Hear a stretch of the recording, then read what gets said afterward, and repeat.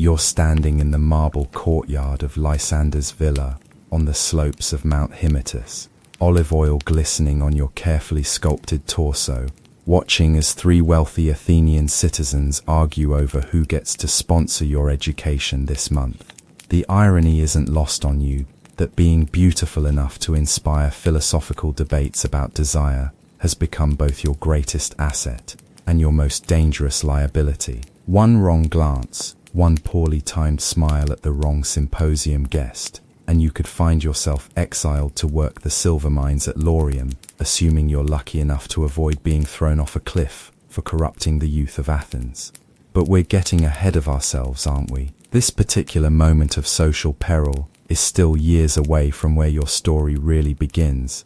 So let's rewind, shall we? Tonight we're diving into the surprisingly complex and politically charged world of a male Greek concubine during the height of the classical period. From the marble halls of Athenian villas to the dangerous games of power, philosophy, and pederasty that defined your every breath, we'll explore what it truly meant to exist as a beautiful young man, whose body was both commodity and weapon in ancient Greece. So before you settle in, take a moment to like the video and subscribe, but only if you genuinely find these historical journeys soothing. Let me know in the comments where you're listening from and what time it is there. It's always fascinating to see who's joining us from around the world as we drift into the past together. Now dim the lights, maybe adjust your pillows, and let's slip into the sandals of someone whose very existence challenged the rigid sexual hierarchies of the ancient world. Your story begins not with that dramatic scene we just witnessed, but much more quietly. Around 445 BCE, during the golden age of Pericles, in a world where your value as a human being is measured not in what you can accomplish, but in how pleasing you are to look at, and how well you can recite Homer while someone twice your age runs their hands through your hair. You are born not in Athens itself, but on the island of Samos, to parents whose names history will never remember, and whose faces will fade from your memory long before you understand what you've lost. Your father is a potter, skilled enough to make amphorae that don't leak and craters that don't crack when you drop them, but not wealthy enough to matter to anyone beyond his immediate neighbors. Your mother is a weaver who creates cloth patterns that would make Athena herself pause in admiration, though no one will ever know this because she's just another woman in a world that measures female worth by silence and fertility. They name you Alexios, a good Greek name meaning defender of men, which will prove to be deeply ironic considering you'll spend most of your life defending yourself from men instead. The early years of your life are blissfully ordinary in the way that only hindsight makes precious. You learn to read and write in both Greek and the rudimentary Latin that traders use, help your father mix clay and tend the kiln, and listen to your mother's stories about the heroes of Troy while she works her loom. Your childhood playground isn't green fields or babbling brooks. It's the rocky shores of Samos, where you learn to swim in waters so clear you can see the fish thinking, and where you practice throwing pottery shards at targets while your father pretends he's not watching you develop the kind of athletic grace that will later prove to be both blessing and curse. But then puberty arrives like a Persian invasion, transforming you from a pleasant-looking child into something that makes people stop talking when you walk into a room. By the time you're 14, you've developed the kind of classical beauty that Greek sculptors spend their entire careers trying to capture in marble, symmetrical features, dark curls that catch the light just so, eyes the color of the Aegean at dawn, and a body that seems to have been personally crafted by Praxiteles himself. This transformation would be merely flattering if you lived in a world where beauty was just an aesthetic appreciation. Unfortunately, you live in ancient Greece, where male beauty is a commodity more valuable than silver and twice as dangerous. Your striking appearance begins to attract attention from the wrong kind of people, and your parents start to worry that their son's good looks might be more curse than blessing. The first sign of trouble comes when you're 15, and helping your father deliver pottery to a wealthy merchant's house in the main port of Samos. The master of the house, a man named Nicomedes, who made his fortune importing grain from the Black Sea, takes one look at you and immediately tries to buy you from your father. Not hire you, not offer you an apprenticeship, buy you as if you were a particularly appealing piece of furniture. Your father, to his credit, refuses immediately and hustles you out of the villa before Nicomedes can make a more compelling offer. But the damage is done. Word spreads through the local Greek community that there's a potter's son on Samos who looks like he stepped off a temple frieze, and suddenly your family's modest pottery business is receiving visits from people who have no interest in pottery at all. The situation becomes untenable when a wealthy Athenian named Lysander arrives on the island for what he claims is a routine business trip, but which everyone understands is actually a shopping expedition for beautiful young men. Lysander is everything your father is not: wealthy, educated, connected to the most powerful families in Athens, and possessed of the kind of casual arrogance that comes from never having been told no by anyone who mattered. He doesn't try to buy you outright, which would be crude and beneath his dignity as a cultured Athenian. Instead, he offers your parents what sounds like an incredible opportunity. He'll take you to Athens, provide you with the finest education available, and ensure that you're trained in all the arts that befit a young man of good breeding. In exchange, you'll serve in his household until you reach the age of 25, at which point you'll be free to pursue whatever career you choose. It's presented as an act of generosity, a wealthy patron helping a talented youth achieve his potential. Your parents see it as the chance of a lifetime. Their son will receive an education that would normally be available only to the sons of the wealthy, and he'll have opportunities they could never provide. What they don't fully understand, because Lysander is careful not to spell it out explicitly, is that your education will include lessons that go far beyond reading, writing, and rhetoric. The night before you leave for Athens, your mother sits with you in the garden behind your house, teaching you things she hopes you'll never need to know. Men will want to possess you, she says quietly, her voice carrying the weight of knowledge she wishes she didn't have. Some will be kind about it, others will not. Remember always that your mind belongs to you, even when your body does not.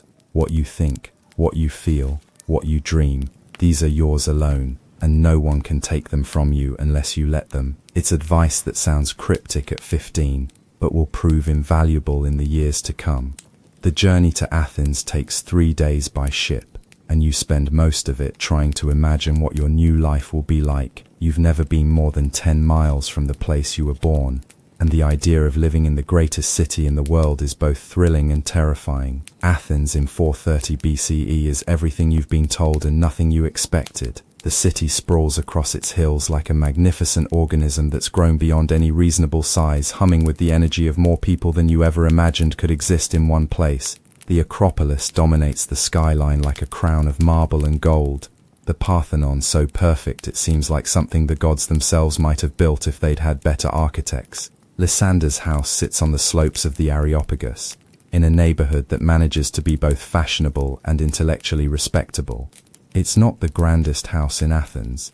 Lysander is wealthy but not spectacularly so, but to your 15-year-old eyes it might as well be a palace. The entrance courtyard is larger than your entire family home, decorated with frescoes depicting scenes from the Iliad and mosaics that must have cost more than your father earned in his entire lifetime. Your new master greets you personally, which the household slaves later tell you is unusual, and probably a good sign. Up close, Lysander is less imposing than you remember. He's in his 40s, with the soft look of someone who's never done physical labor, but he has the sharp eyes of someone who's survived decades in Athenian politics. He speaks to you in the cultured Attic dialect that marks him as educated and well-bred, asking about your journey and your first impressions of the city. You'll find Athens different from Samos, he says with the slightly condescending tone that wealthy Athenians use when speaking to provincials. Here beauty and intelligence are appreciated in equal measure. I expect you'll do well, once you've learned our ways. Your role in the household is initially ambiguous, which turns out to be by design. You're not exactly a slave, since your parents weren't technically selling you, but you're also not free to leave or make your own decisions. You exist in a legal grey area that Greeks call paramony, a form of service that's somewhere between slavery and apprenticeship, designed to give wealthy men access to beautiful young people without the social stigma of outright ownership. The education Lysander provides is genuinely excellent, and for the first few months you almost believe that your situation is as benevolent as it was presented. You study with some of the best tutors in Athens, learning grammar, rhetoric, mathematics, and philosophy. You practice athletics in the gymnasium, developing the kind of physical perfection that's considered essential for a well-rounded education. You learn to play the lyre and sing, to compose poetry and recite it with proper emphasis, and to engage in the intellectual discussions that are the hallmark of Athenian culture. But alongside these traditional subjects, you also receive more specialized instruction in areas that become increasingly clear in purpose as you mature. You learn the art of conversation not just as an intellectual exercise, but as a form of seduction. You study the works of Sappho and Anacreon, poets whose verses deal with love and desire in all its forms. You practice moving gracefully through rooms full of people, learning to read the subtle signals that indicate interest, attraction, and opportunity. Most importantly, you learn about the complex social and sexual hierarchies that govern Athenian society. In Athens, relationships between men and boys are not just tolerated but celebrated, provided they follow certain rules. An older man, called an Erastes, takes a younger one, the Eromenos, under his protection and guidance. The relationship is supposed to be educational and morally elevating, with the older man teaching the younger one about philosophy, politics, and virtue. In practice, these relationships are often more about desire than education, and the line between mentorship and exploitation is frequently blurred beyond recognition. As you grow older and more beautiful, you begin to understand that your role in Lysander's household is to serve as his Eromenos, providing not just companionship but physical pleasure in exchange for protection and advancement. The physical relationship begins gradually, almost imperceptibly, when you're about 16. There's no dramatic moment of transition, no formal ceremony or declaration. Instead, there's a slow progression of increasing intimacy, conversations that happen in private rather than public spaces, gifts that are more personal than practical, touches that linger longer than strictly necessary. Lysander is careful to frame everything in terms of education and philosophical development. He introduces you to the works of Plato, whose dialogues celebrate the love between men and boys as the highest form of human connection. He explains that physical intimacy is just one aspect of a relationship that's fundamentally about the pursuit of truth and beauty. It's a sophisticated rationalization for what is, at its core, a relationship between an adult and a teenager based on power and desire rather than equality and choice. But sophistication doesn't make it less real or less complicated. Lysander is gentle and considerate, genuinely concerned with your pleasure and comfort, as well as his own. He's also intelligent and cultured, and the conversations you have with him are genuinely stimulating. Over time, you develop something that might be called affection for him, though it's always shadowed by the awareness that your feelings exist within a context of fundamental inequality.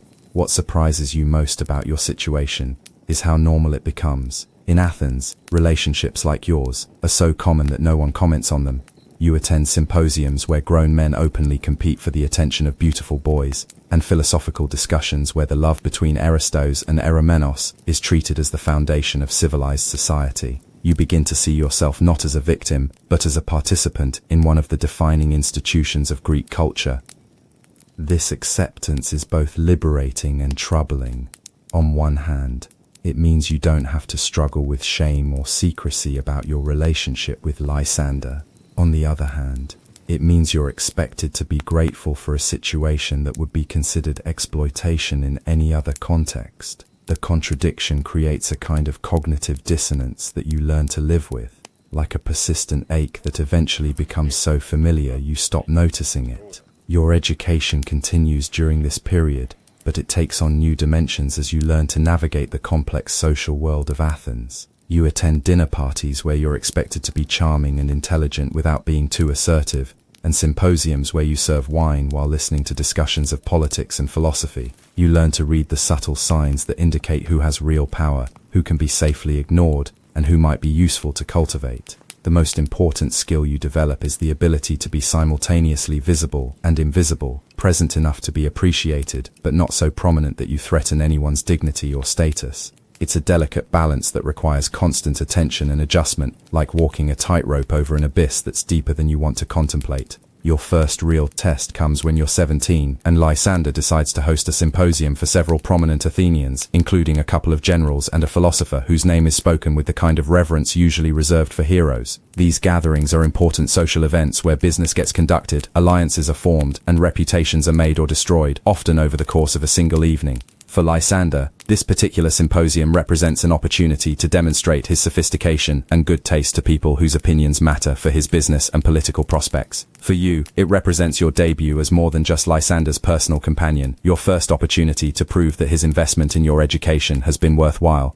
The evening begins well enough. You serve wine with grace and charm, engage in appropriate small talk with the guests, and demonstrate your knowledge of poetry and philosophy when called upon to do so. The older men seem impressed by your intelligence and cultivation, and several make comments to Lysander about his excellent judgment in choosing such a promising young man.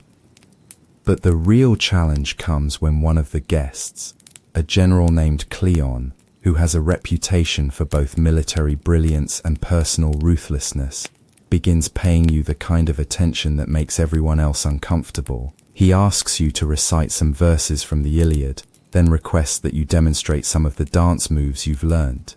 His requests aren't inappropriate in themselves, but there's something in his manner that suggests he's testing boundaries. The situation becomes truly dangerous when Cleon, emboldened by wine and the company of other powerful men, suggests that Lysander might be willing to share your company for an evening. It's phrased as a casual request between friends, but everyone in the room understands the implications. If Lysander agrees, you'll be expected to spend the night in Cleon's house, providing whatever services he requires. If he refuses, he risks offending a man whose political support he needs. This is the kind of moment that defines the precarious nature of your existence. You're valuable enough to be desired by powerful men, but not valuable enough to have any say in what happens to you. Your beauty and education have made you a prize, but they've also made you a commodity that can be traded between men who see you as an object rather than a person. Lysander's response reveals both his shrewdness and his genuine concern for your welfare. He doesn't refuse Cleon's request directly, which would be insulting, but he deflects it with a combination of flattery and practical concerns. He suggests that you're still too young and inexperienced for such sophisticated company, and that perhaps in a year or two, when your education is more complete, such an arrangement might be appropriate. It's a diplomatic solution that allows Cleon to save face while protecting you from a situation that could have been genuinely dangerous, but it also establishes a troubling precedent. The understanding that your eventual sharing is not a matter of if but when. You're being groomed not just for Lysander's pleasure, but as a resource that can be used to advance his social and political interests. The rest of the evening passes without incident, but the conversation with Cleon haunts you for months afterward. You begin to understand that your beauty, which once seemed like a gift, is actually a trap. The more desirable you become, the more valuable you are to Lysander, but also the more likely you are to be used as a bargaining chip in negotiations that have nothing to do with your own interests or desires. This realization forces you to confront some uncomfortable truths about your situation. You're not a student being educated out of altruism. You're an investment that's expected to generate returns. The cultivation of your mind and body isn't for your own benefit, but to increase your value in the complex social marketplace of Athenian elite culture. The knowledge is both liberating and depressing.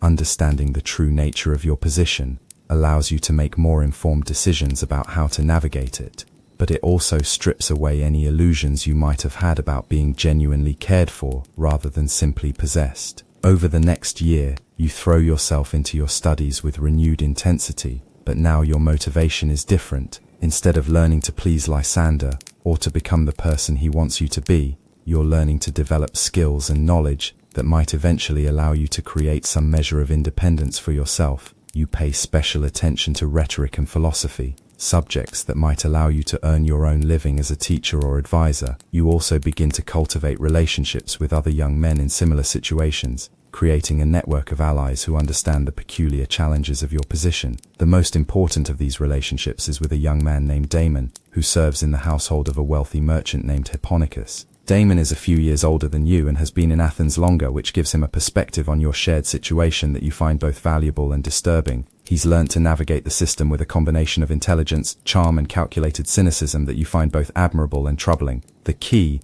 Damon tells you one afternoon as you're both attending a philosophy lecture at the Lyceum, is to remember that you're not just a possession, you're also a performance. These men don't just want to own you, they want to be seen owning you. That gives you more power than you might think, if you're smart about how you use it.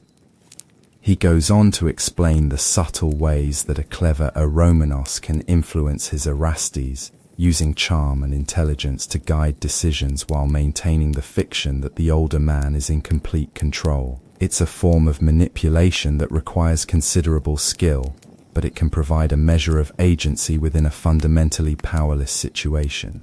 The advice proves valuable when you're 18 and Lysander decides that you're ready for more sophisticated social responsibilities. He begins taking you to more important gatherings, introducing you to men whose names are known throughout the Greek world. These events are both opportunities and dangers, chances to make impressions that could benefit your future, but also occasions where a single mistake could destroy your reputation and prospects. Your most significant test comes at a symposium hosted by Pericles himself, the most powerful man in Athens, and one of the most influential figures in the Greek world. The gathering includes philosophers, poets, generals, and politicians, all of whom represent the pinnacle of Athenian cultural and intellectual achievement.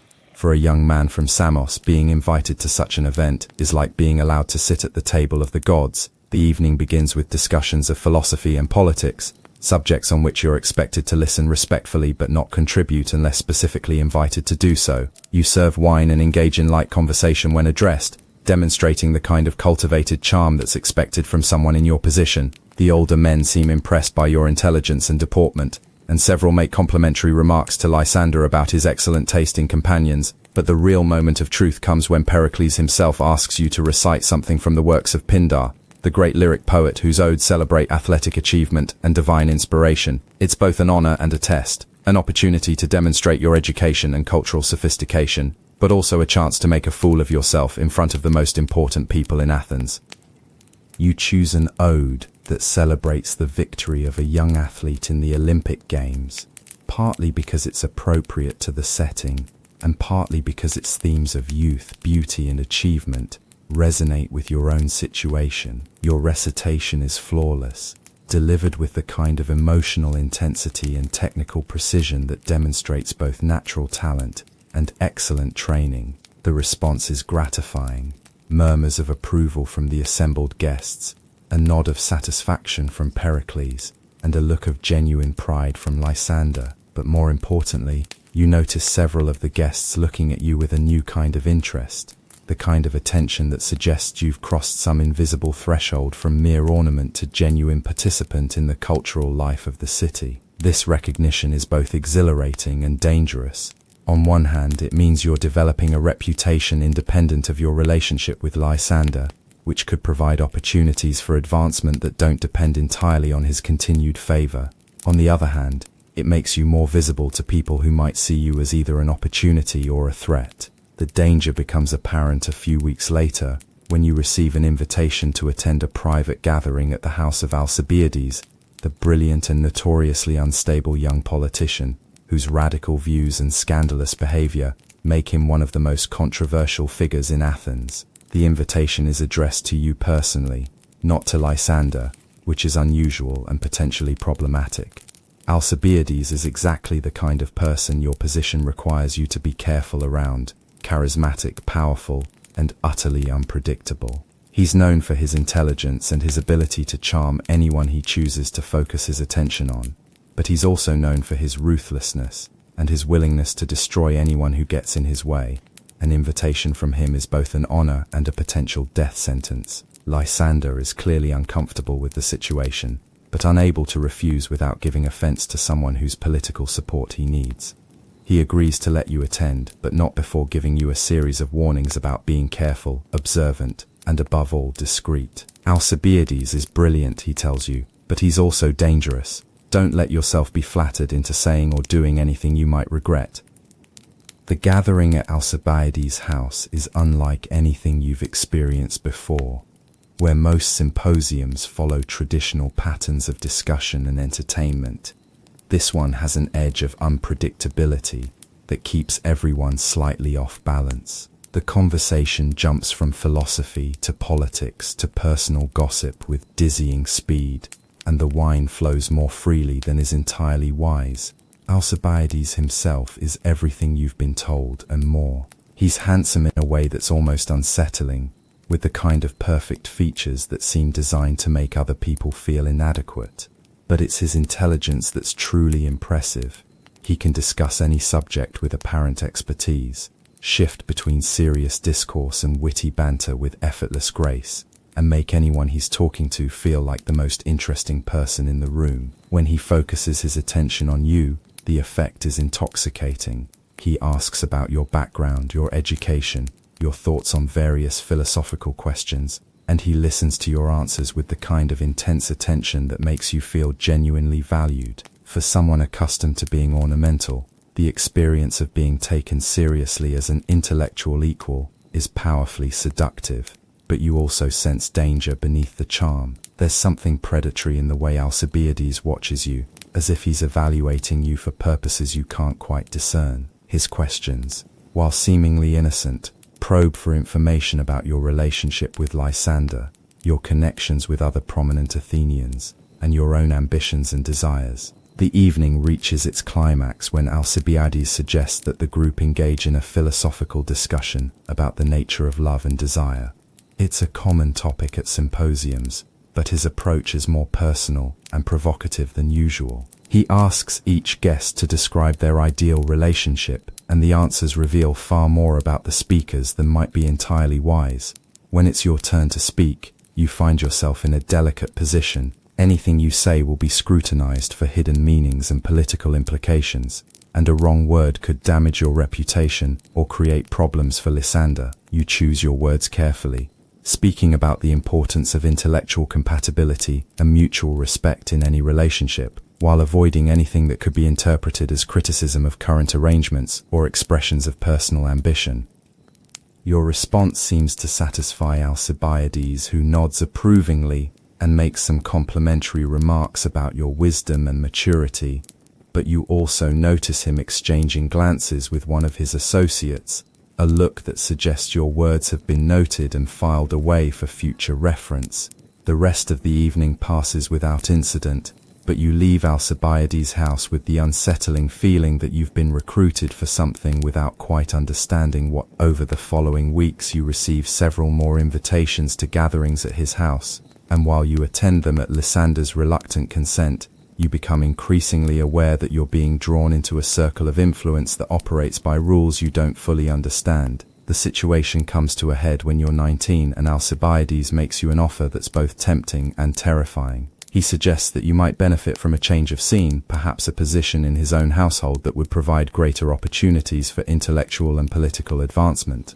It's phrased as a suggestion rather than a demand, but everyone involved understands that refusing Alcibiades is not really an option. The offer creates a crisis for both you and Lysander. For him, losing you to Alcibiades would be both a personal disappointment and a political setback, a sign that his influence is waning and his judgment is questionable. For you, the choice represents a gamble with stakes you can't fully calculate. Alcibiades offers greater opportunities for advancement, but also greater risks. His household is closer to the centers of power, but it's also more dangerous, full of people who play political games where the losers can end up exiled or worse. After much deliberation, Lysander makes a decision that surprises everyone, including you. Instead of accepting Alcibiades' offer or attempting to fight it, he chooses a third option. He announces that your education is complete and that it's time for you to begin establishing your own independent career. He'll provide you with a small amount of capital and letters of introduction to various potential patrons, but you'll be free to make your own decisions about your future. It's a generous gesture that's also a clever political move. By releasing you voluntarily, Lysander avoids the appearance of weakness that would come from losing you to a rival. He also ensures your gratitude and loyalty, which could be valuable in the future. For you, it represents the kind of opportunity you've been hoping for, but never quite believed would actually materialize. The transition to independence is both exhilarating and terrifying. For the first time in your adult life, you're responsible for your own survival and success, with no patron to provide security or guidance. The skills you've developed over the years, intellectual, social, and political, are your only resources, but they prove to be substantial and valuable. You establish yourself as a teacher of rhetoric and philosophy, using the connections you've made through Lysander to attract students from wealthy families. Your background gives you credibility with young men who are navigating similar situations, and your intelligence and education allow you to compete with more established teachers. Within a year, you've built a successful practice that provides both financial security and intellectual satisfaction. But success brings its own challenges and complications. Your visibility as an independent teacher attracts attention from people who remember your previous status, and not all of that attention is welcome. Some see your rise as an inspiration, proof that beauty and intelligence can triumph over circumstance. Others see it as a threat to the established order, evidence that the traditional relationships between Erastes and Erymenos are breaking down in ways that could undermine social stability. The most serious challenge comes from an unexpected source, Cleon, the general who had expressed interest in you years earlier at Lysander's symposium. Now that you're independent and successful, he sees you as both an opportunity and a potential threat. He begins spreading rumors about your past, suggesting that your success is based more on sexual favors than intellectual merit, and that your teaching corrupts the young men who study with you. The accusations are both false and impossible to definitively disprove. In a society where reputation is everything, even unfounded rumors can be devastating if they come from someone with sufficient power and influence. You find yourself fighting not just for your career, but for your right to exist as an independent person, rather than someone's possession. The battle is fought not with swords but with words. In the law courts and public spaces where Athenian politics play out, you defend yourself with the same skills you've spent years developing: rhetoric, logic, and the ability to read and manipulate social situations. Your former students rally to your support, providing testimony about your character and abilities. Even Lysander, despite the potential risks to his own reputation, speaks on your behalf. The trial becomes a cause célèbre that attracts attention throughout Athens. For some, it represents a question about the rights of former Erymenos to establish independent lives. For others, it's about the proper relationship between beauty, intelligence, and social mobility. The outcome will set precedents that affect not just you but others in similar situations. The verdict, when it comes, is both a victory and a compromise. You're cleared of the specific charges Cleon has brought against you, but the court also issues a warning about the dangers of allowing personal relationships to influence professional judgment. It's a resolution that allows you to continue your career while acknowledging the concerns of those who see your success as problematic. The experience leaves you with a deeper understanding of the precarious nature of freedom in ancient Athens. Independence is not a right but a privilege that must be constantly defended and justified. Your beauty, which once seemed like a gift, remains both an asset and a liability. The intelligence and education that have allowed you to create an independent life also make you a target for those who see educated former slaves and concubines as threats to social order. Over the years that follow, you build on your success as a teacher, expanding your practice and developing a reputation for both intellectual rigor and personal integrity. You write treatises on rhetoric and philosophy that are read throughout the Greek world, and you train students who go on to become leaders in politics, business, and intellectual life. Your work contributes to the ongoing development of Greek thought and culture, proving that value and intelligence can transcend the circumstances of birth and early life. But you never forget the lessons of your youth. You remain aware that your success depends partly on your ability to navigate social and political complexities that could destroy you if you make serious mistakes. You're careful about the relationships you form, the opinions you express, and the causes you support. The freedom you've achieved is real but fragile, requiring constant vigilance and strategic thinking to maintain. Your story becomes part of the larger narrative of classical Athens, a city that combined unprecedented intellectual and artistic achievement with social arrangements that seem deeply problematic to modern sensibilities. You represent both the possibilities and the limitations of that world, someone who used intelligence and determination to transcend circumstances that might have trapped others, but who also had to work within systems that treated human beings as commodities. The young man who once stood naked in a marble courtyard, waiting to be assigned a role in someone else's drama, has become an author of his own story. The transformation hasn't been easy or straightforward, but it has been genuine and lasting. You've learned to find dignity in circumstances that might have defeated someone else, and to create opportunities where others saw only limitations. Your influence extends beyond your own life and career. The students you train go on to become teachers themselves, carrying forward approaches to rhetoric and philosophy that emphasize both intellectual rigor and ethical responsibility. Your writings contribute to ongoing debates about justice, beauty, and the proper relationship between individuals and society. Your very existence as an independent intellectual challenges assumptions about who can contribute to public discourse and under what circumstances. When you eventually reach old age, your reputation is secure but complex. Some remember you as a brilliant teacher who contributed significantly to Athenian intellectual life. Others see you as a symbol of social change that they find either inspiring or troubling. Still others view you as an example of how intelligence and determination can triumph over adverse circumstances. The truth, as usual, is more complicated than any single interpretation.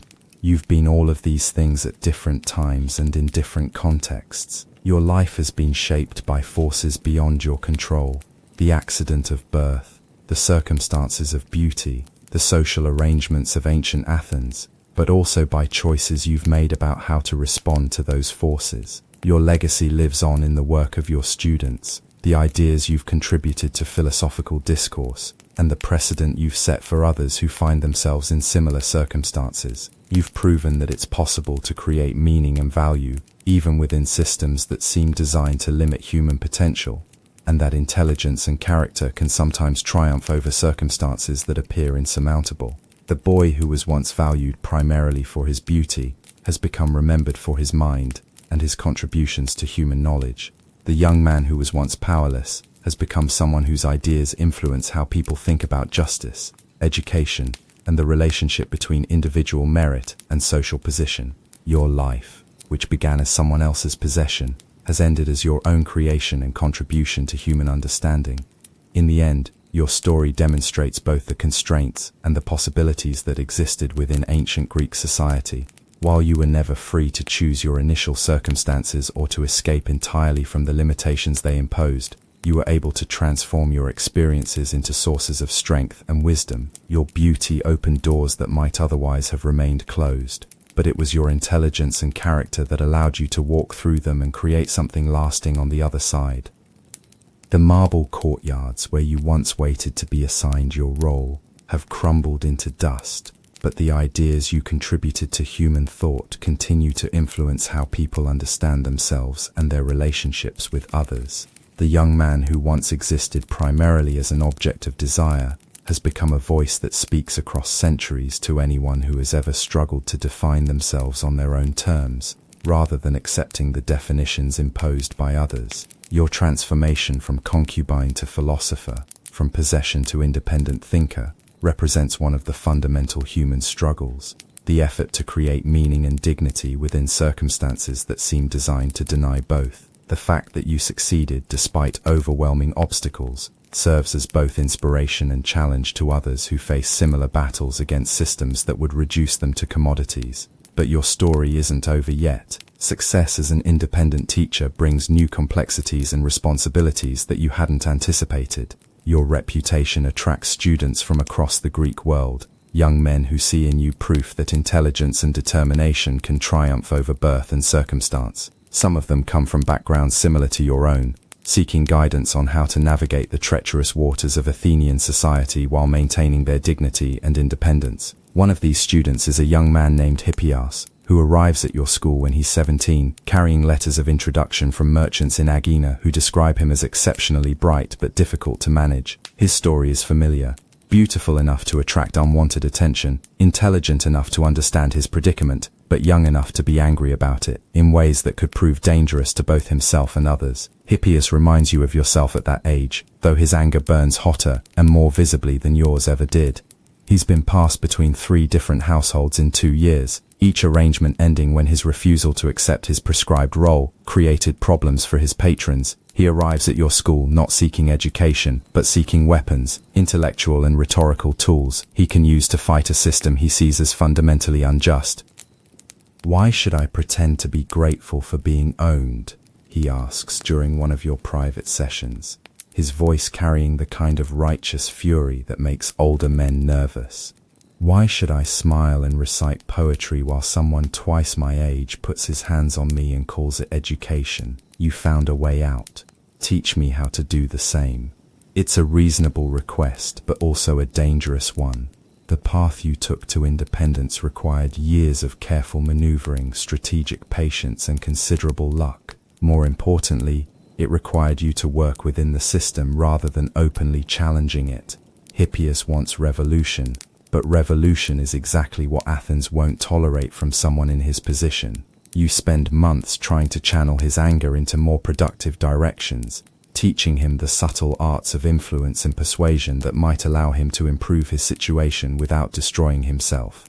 But Hippias is impatient with subtlety and suspicious of compromise. He sees your success as proof that direct confrontation is possible, not understanding that your apparent victories were actually the result of careful diplomatic maneuvering. The crisis comes when Hippias decides to make a public speech in the Agora, denouncing the institution of pederasty as legalized slavery, and calling for legal reforms that would protect young men from sexual exploitation. It's a brave gesture that's also political suicide. Within hours of his speech, warrants are issued for his arrest on charges of corrupting public morals and inciting social disorder. Hippias comes to you that night, frightened but still defiant, asking for help in escaping Athens before he can be captured and tried. It's the kind of request that puts you in an impossible position. Helping him would make you complicit in his crimes and could destroy everything you've built. Refusing him would mean abandoning a student who's guilty of nothing more than saying publicly what many people think privately. You choose a middle path that satisfies no one completely, but at least preserves some possibilities for everyone involved.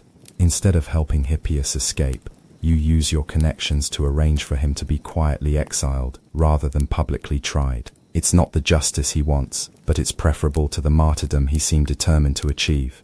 He leaves Athens bitter and disappointed, convinced that you've betrayed him by choosing compromise over principle.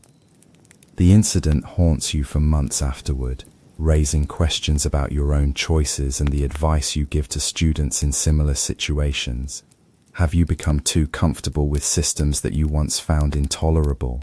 Are you teaching young men to accept injustice rather than fight it? Is your success based on collaboration with oppression rather than genuine liberation from it? These questions become more pressing as your reputation grows and you attract attention from more prominent figures in Athenian society. Your school becomes known as a place where young men can learn to navigate complex social situations with intelligence and dignity, which makes it valuable to parents who want their sons to succeed in a competitive environment. But success also brings scrutiny from people who see your influence as potentially dangerous. Some worry that you're teaching students to be too independent, too willing to question authority and social arrangements that have served Athens well for generations. Others suspect that your school is a cover for political activities that could threaten stability and order. The suspicions intensify when several of your former students become involved in what becomes known as the Hermae affair, a scandal that rocks Athens to its foundations. Someone has vandalized the Hermes sacred statues of Hermes that guard crossroads and doorways throughout the city, in what appears to be either a religious sacrilege or a political protest, depending on who's interpreting the evidence. The investigation that follows is widespread and ruthless, with accusations flying in all directions and paranoia infecting every level of Athenian society. Your connection to some of the accused men makes you a person of interest, and you find yourself summoned to testify before a tribunal about your relationships with your students and the content of your teachings. The questioning is intense and hostile, designed to uncover any evidence that you've been teaching seditious ideas or encouraging disrespect for traditional values. You navigate the interrogation with the same skills you've spent years developing, providing answers that are truthful but carefully crafted to avoid giving your questioners ammunition they could use against you. The experience is a stark reminder of how precarious your position remains. Despite all your apparent success, your reputation protects you to some extent. but it also makes you a target for anyone looking for scapegoats or seeking to demonstrate their own loyalty by attacking suspected dissidents. The freedom you've achieved is real, but it exists within boundaries that could shift without warning. In the aftermath of the scandal, you make some strategic adjustments to your teaching and public persona. You become more careful about the subjects you discuss in class, avoiding topics that could be interpreted as politically sensitive. You also cultivate relationships with more conservative figures in Athenian society, demonstrating your respect for traditional values and institutions. These changes feel like compromises, but they also reflect a mature understanding of the realities of your situation. Complete independence is impossible in a society as interconnected and politically volatile as Athens. Survival and success require constant adaptation and occasional tactical retreats that preserve your ability to continue working toward longer-term goals. Your approach proves effective when the immediate crisis passes and normal life resumes in Athens. Your school continues to attract students, your writings gain wider circulation, and your reputation as both a teacher and thinker grows throughout the Greek world. You develop expertise in areas beyond rhetoric and philosophy, including mathematics, astronomy, and natural philosophy, making you one of the most versatile intellectuals of your generation. The breadth of your knowledge brings you to the attention of Pericles himself, who invites you to participate in the planning for new construction projects on the Acropolis. Your role is primarily advisory, offering insights into how mathematical principles can be applied to architectural problems, but the association with such a prestigious project significantly enhances your status in Athenian society. Working on the Parthenon and other buildings that will define Athens for posterity gives you a perspective on your own achievements that you hadn't expected. Like the architects and sculptors creating monuments that will outlast their makers, you're contributing to something larger and more enduring than your individual career. The students you teach and the ideas you develop will influence Greek thought and culture long after your personal story has been forgotten. This sense of contributing to something permanent and valuable provides a kind of satisfaction that transcends the immediate gratifications of success and recognition. You're no longer just surviving or even thriving. You're creating a legacy that justifies the struggles and compromises that brought you to this point. But even as you enjoy unprecedented success and recognition, you remain aware that your position is fundamentally different from that of your colleagues who were born to privilege and education.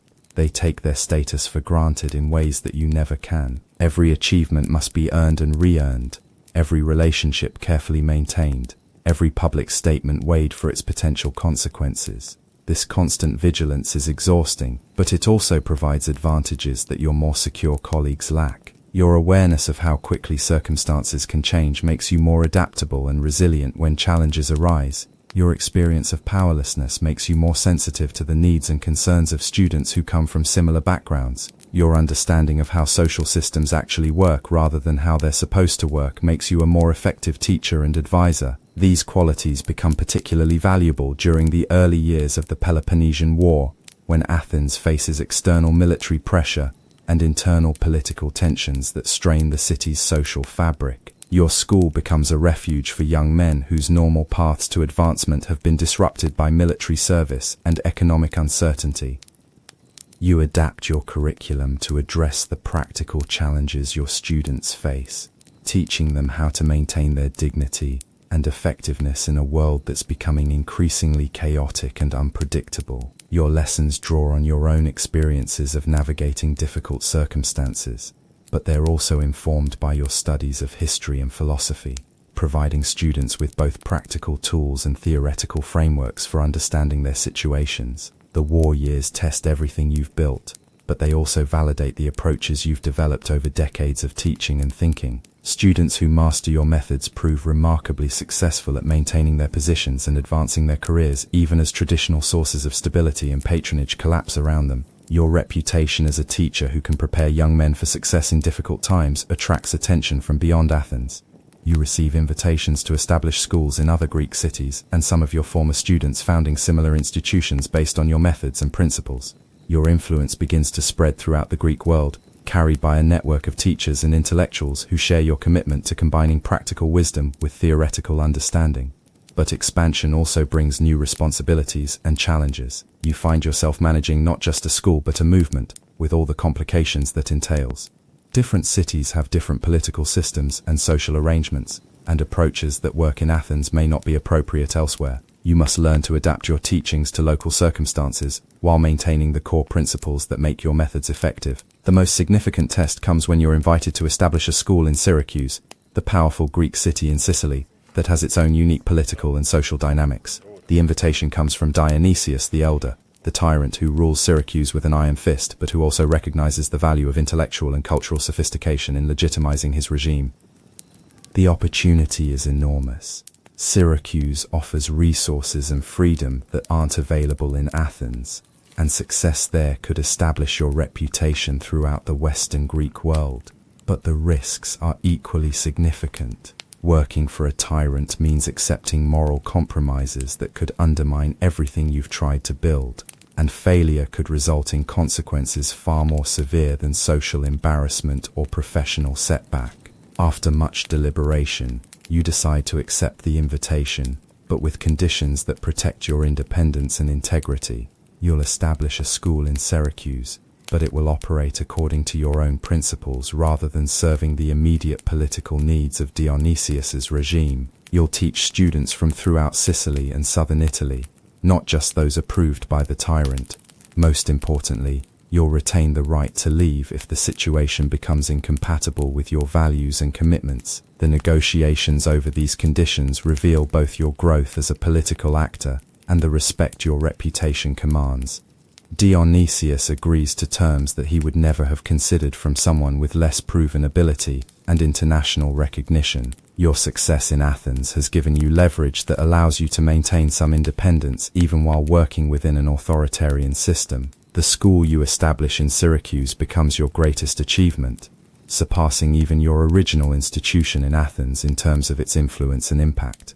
The combination of resources, freedom, and diverse student population allows you to experiment with new approaches to education and develop ideas that wouldn't have been possible in the more constrained environment of Athens. Your students in Syracuse come from throughout the Mediterranean world, bringing different perspectives and experiences that enrich the intellectual atmosphere of the school. You learn as much from teaching them as they learn from studying with you, and the exchange of ideas generates insights that influence your thinking about everything from politics to natural philosophy.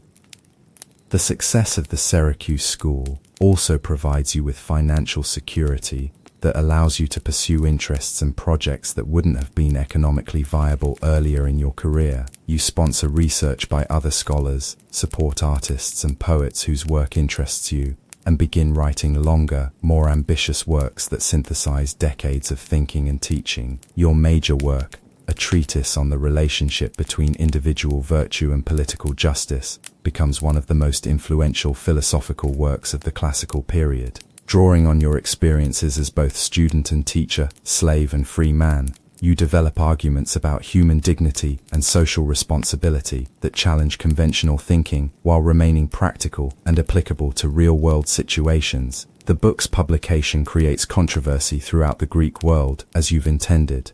Some praise it as a brilliant synthesis of theoretical insight and practical wisdom. Others attack it as dangerous radicalism that threatens to undermine traditional values and institutions. The debate it generates keeps your ideas in circulation and ensures that they influence ongoing discussions about justice, education, and social organization. But perhaps the most important impact of your work isn't on public discourse, but on the private lives of individuals who find in your writings tools for understanding and improving their own circumstances. Letters from readers throughout the Mediterranean world describe how your ideas have helped them navigate difficult situations, make better decisions, and maintain their dignity in circumstances that might otherwise have defeated them. These personal testimonials provide a kind of satisfaction that transcends professional recognition or intellectual achievement. They confirm that your work has real value for real people, not just as abstract contribution to philosophical debate, but as practical guidance for living better lives. As you enter your 50s, you begin to think about succession and legacy in more concrete terms. Your health remains good, but you're aware that your most productive years may be behind you, and you want to ensure that the institutions and ideas you've developed will survive and continue to evolve after you're gone.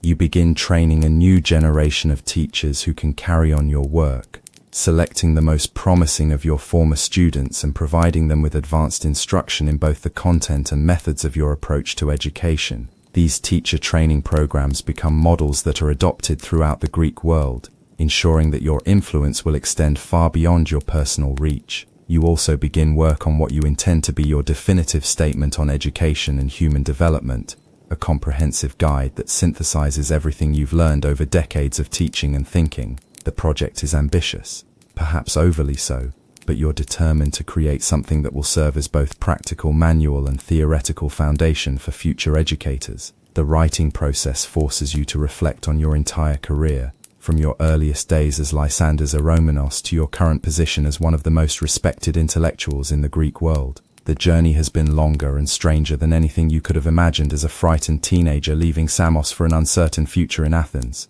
The young man who once stood naked in a marble courtyard, waiting to be assigned a role in someone else's drama, has become an author not just of his own story but of ideas that influence how thousands of other people understand themselves and their possibilities. The transformation hasn't been easy or straightforward, but it has been genuine and lasting. Your final years are marked by a kind of peaceful productivity that you never quite believed would be possible.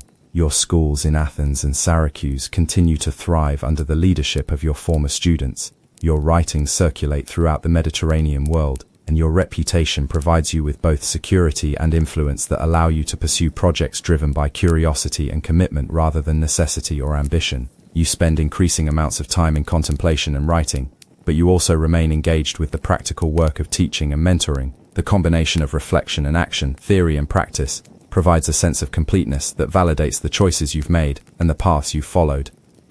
When death finally comes, peacefully in your sleep at the age of 68, you leave behind a legacy that extends far beyond your individual achievements. Your students have become teachers, your ideas have influenced legislation and social policy, and your example has inspired countless others who faced similar challenges to persist in creating better lives for themselves and their communities. The obituary notices describe you as a distinguished philosopher and educator, someone who contributed significantly to the intellectual and cultural life of the Greek world.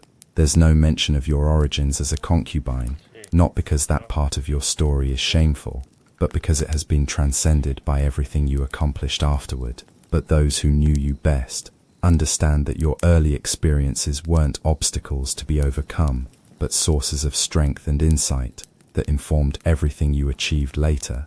Your understanding of powerlessness made you a more effective advocate for those facing similar challenges. Your experience of objectification gave you unique insights into human dignity and autonomy.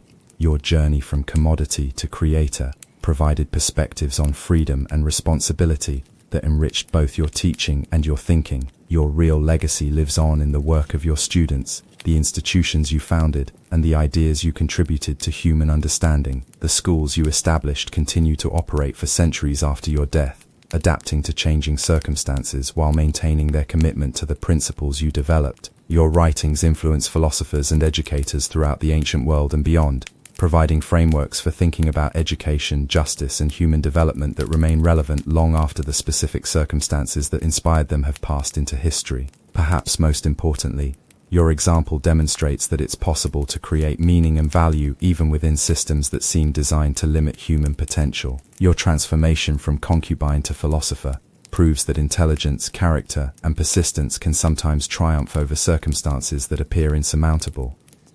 The boy who was once valued primarily for his beauty became remembered for his mind and his contributions to human knowledge. The young man who was once powerless became someone whose ideas influenced how people think about dignity, education, and the relationship between individual merit and social position. Your life, which began as someone else's possession, became your own creation and contribution to human understanding. In the end, your story represents one of humanity's most fundamental aspirations, the desire to transcend the limitations of birth and circumstance through intelligence, effort, and moral commitment. The fact that you succeeded, despite overwhelming obstacles, serves as both inspiration and challenge to others who face similar struggles against systems that would reduce them to less than their full human potential. The marble courtyards where you once waited to be assigned your role have long since crumbled, but the ideas you contributed to human thought continue to influence how people understand themselves and their relationships with others. The young man who once existed primarily as an object of desire has become a voice that speaks across centuries to anyone who has ever struggled to define themselves on their own terms, rather than accepting the definitions imposed by others. Your transformation from concubine to philosopher, from possession to independent thinker, stands as testimony to the possibility of human dignity and growth, even under the most constraining circumstances. But the story isn't quite finished yet, because life has a way of presenting new challenges just when you think you've figured everything out. Your reputation as both teacher and philosopher brings you to the attention of people you never expected to encounter again. One autumn morning when you're 53 and feeling reasonably secure in your achievements, a messenger arrives at your school in Syracuse with news that makes your carefully ordered world suddenly precarious once more. Alcibiades has returned to Athens. This shouldn't matter to you.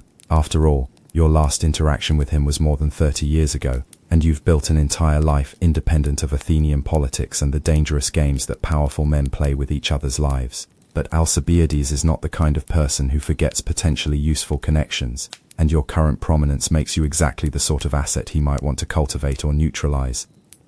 The message he sends is characteristically indirect. He doesn't demand your presence or even explicitly request it. Instead, he simply mentions that he's been following your career with interest, and that he would welcome the opportunity to renew an old acquaintance when circumstances permit. It's the sort of invitation that sounds optional but isn't, phrased with the kind of diplomatic ambiguity that gives everyone involved room to pretend they have choices they don't actually possess. You've learnt enough about politics over the years to recognize a summons when you see one, regardless of how politely it's dressed up. The question is whether to respond immediately, which might seem eager but would allow you to control the timing and circumstances of the encounter, or to delay, which might appear more dignified but could be interpreted as disrespectful, or worse, as evidence that you consider yourself too important to bother with former connections. After consulting with some of your more politically astute associates in Syracuse, you decide on a middle course. You'll return to Athens, but not immediately, and not alone. You'll bring several of your most promising students with you, framing the trip as an educational expedition to visit the great monuments and institutions of the mother city. This approach serves multiple purposes. It demonstrates your current status as a respected teacher, provides witnesses to whatever encounters you might have, and gives you legitimate reasons to limit the time and privacy of any meetings with Alcibiades. The journey to Athens takes you through landscapes that have changed dramatically since your youth. The Peloponnesian War has left scars that are still visible decades later: abandoned farms, depopulated villages, harbors filled with the wrecks of ships that will never be raised. The vibrant, confident Athens of your youth has been replaced by something more subdued and suspicious, a city that has learned to question its own greatness. Your students are fascinated by everything they see, asking endless questions about the historical significance of various sites and the cultural context that produce the monuments they're visiting. Their enthusiasm reminds you of your own younger self, though they have advantages you never possessed: legitimate status as students rather than companions, freedom to ask questions without calculating the political implications of their curiosity, and a teacher who genuinely wants them to think independently rather than simply please their betters. The contrast between their situation and your own memories provides a constant reminder of how far you've traveled, not just geographically, but socially and intellectually. The frightened teenager who once worried about saying the wrong thing at a symposium has become someone whose opinions are sought by some of the most powerful people in the Greek world. It's a transformation that still surprises you when you stop to think about it clearly. Your reunion with Alcibiades takes place, predictably, at a carefully orchestrated social gathering that appears casual but has obviously been planned down to the smallest detail. The setting is a garden party at the villa of one of his supporters, an event that brings together politicians, intellectuals, and wealthy citizens in an atmosphere that encourages the kind of seemingly spontaneous conversations that actually advance carefully calculated agendas. Alcibiades himself has aged more gracefully than you expected, though the years have left their mark. He's still handsome, still possessed of the charismatic presence that made him so dangerous as a young man, but there's a weariness in his eyes that suggests he's paid some prices for the choices he's made. His greeting is warm but formal, pitched at exactly the right level to acknowledge your shared history without implying any current obligation or intimacy. Alexios, he says, clasping your hand with apparent genuine pleasure. Or should I say, Alexios the philosopher? Your reputation has reached even my ears, which is saying something given how distracted I've been by other matters lately. The conversation that follows is a masterpiece of diplomatic fencing, with both of you probing for information while revealing as little as possible about your own current situations and future plans. He asks about your schools, your writings, your students, and your impressions of political developments throughout the Greek world. You respond with carefully measured answers that demonstrate your knowledge and insights while avoiding anything that could be interpreted as taking sides in current controversies. But underneath the polite exchange, you're both engaged in a more serious negotiation about power, loyalty, and mutual usefulness. Alcibiades is clearly evaluating whether you might be valuable to his current political schemes, while you're trying to determine what he wants from you, and whether refusing it would be more dangerous than agreeing to it. The breakthrough comes when he mentions, almost casually, that he's been thinking about the need for educational reforms in Athens, the city's traditional methods of training young men for leadership roles, he suggests, may not be adequate for the challenges of the current political environment. Perhaps someone with your expertise and reputation might be interested in consulting on the development of new approaches to civic education. It's both an offer and a trap. If you accept, you'll be drawn into Alcibiades' political orbit, with all the opportunities and dangers that entails. If you refuse, you risk making an enemy of someone who has a long memory and a talent for revenge.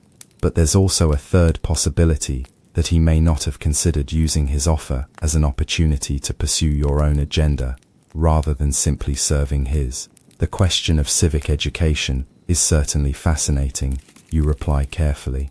Though I imagine any serious reforms would need to be developed through broad consultation with various stakeholders, not just implemented by individual initiative. The most sustainable changes usually emerge from consensus rather than decree. It's a diplomatic way of saying that you're interested in the subject but not necessarily willing to become his personal consultant, and that any involvement would need to be structured in ways that protect your independence and reputation. Alcibiades nods thoughtfully, recognizing both your intelligence and your caution. The rest of the evening passes pleasantly enough, with conversations about philosophy, literature, and the various personalities who shape intellectual life throughout the Greek world. Your students are suitably impressed by the caliber of the company and the sophistication of the discussions, though you notice them taking careful mental notes about the ways that ideas and political interests intersect in these rarefied social circles. But the real negotiation happens after the formal party ends, when Alcibiades suggests a private walk through the villa's gardens, away from the ears of other guests. He can speak more directly about what he actually wants from you, and what he's prepared to offer in return. I won't pretend this is entirely altruistic, he begins, his tone becoming more serious than it had been during the public portions of the evening. Athens faces serious challenges, and those challenges require new approaches to preparing young men for leadership. Your reputation suggests you've developed exactly the kinds of methods we need. He goes on to outline his vision for a reformed educational system that would better prepare Athenian citizens for the complex political and economic realities of the current world.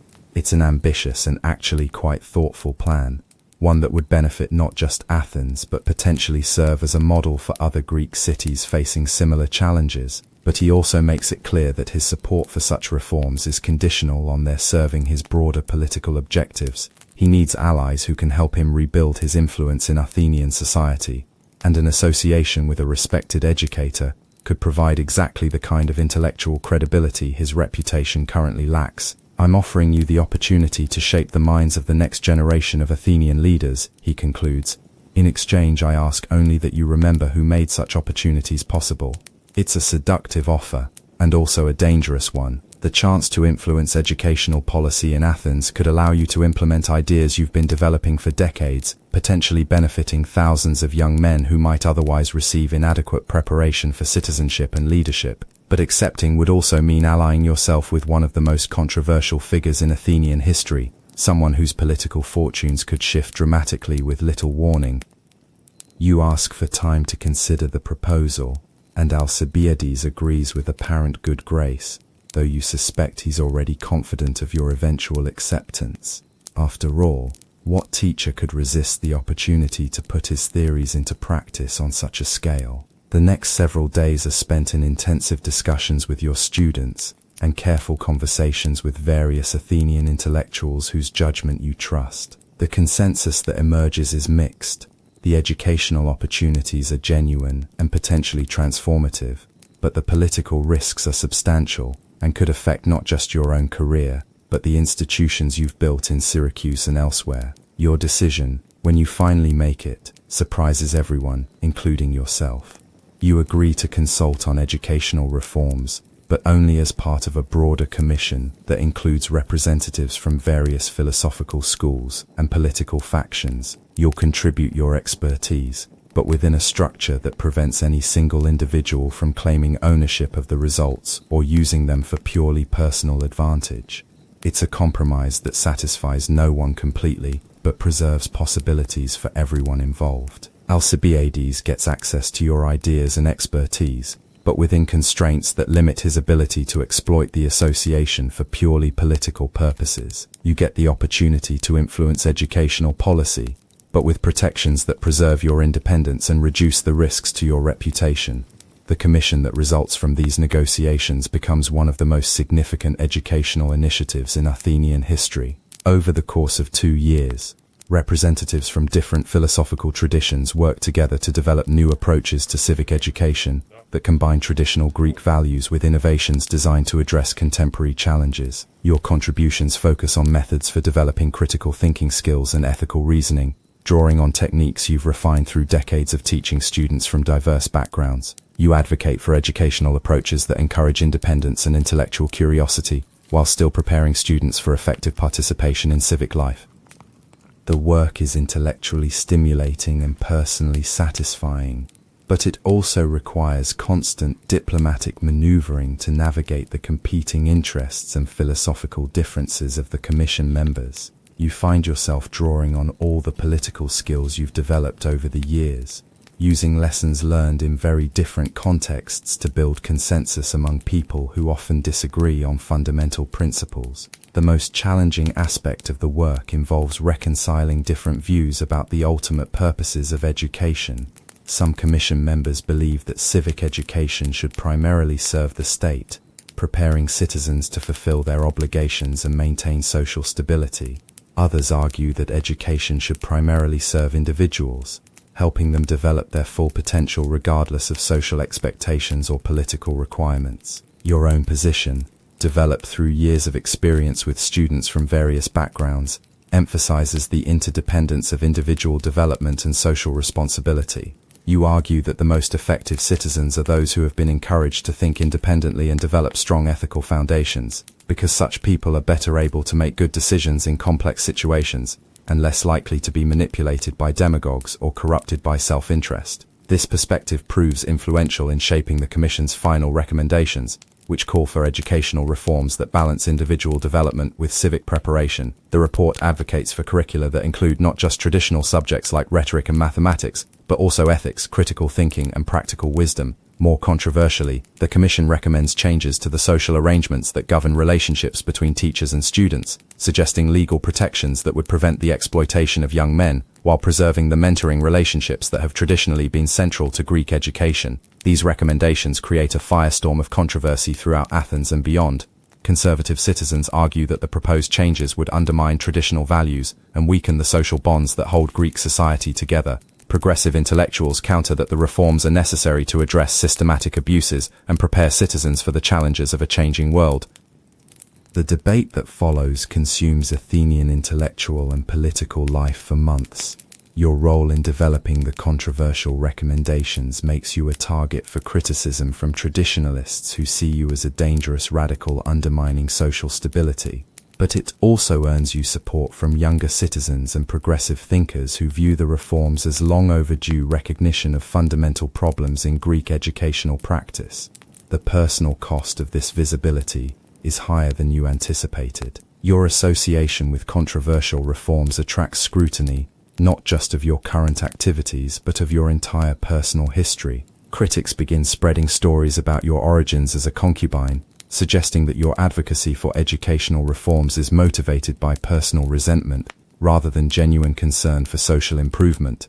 These attacks are both painful and strategically problematic. While you've never been ashamed of your background, having it used as a weapon against your ideas and credibility creates complications that affect not just your own reputation, but your ability to continue your work effectively. The crisis deepens when some of your political opponents begin investigating your business relationships and financial arrangements, looking for evidence of corruption or inappropriate influence. They scrutinize your school's funding sources, question your students about the content of your teachings, and examine your personal correspondence for evidence of seditious activities. The investigation finds no evidence of wrongdoing, but the process is exhausting and demoralizing. You're forced to spend months defending your integrity and explaining your activities to officials who seem more interested in finding problems than in understanding the actual nature of your work. The experience teaches you valuable lessons about the costs of public prominence and political involvement. Success brings opportunities, but also vulnerabilities that can be exploited by people with very different agendas from your own. The independence you've worked so hard to achieve can be threatened not just by direct attacks, but by the indirect consequences of association with controversial causes or individuals. But the investigation also reveals the strength of the network of relationships you've built over the years. Former students, colleagues, and associates throughout the Greek world rally to your defense, providing testimony about your character and contributions that helps neutralize the attacks on your reputation. Their support is both practically valuable and emotionally meaningful. It confirms that your work has touched people's lives in ways that transcend immediate political controversies, and that the relationships you've built are based on genuine respect and affection, rather than mere convenience or obligation. The educational reforms ultimately pass in modified form, lacking some of the more radical provisions but including many of the key principles you and your colleagues advocated. It's not a complete victory, but it represents genuine progress toward more humane and effective approaches to civic education.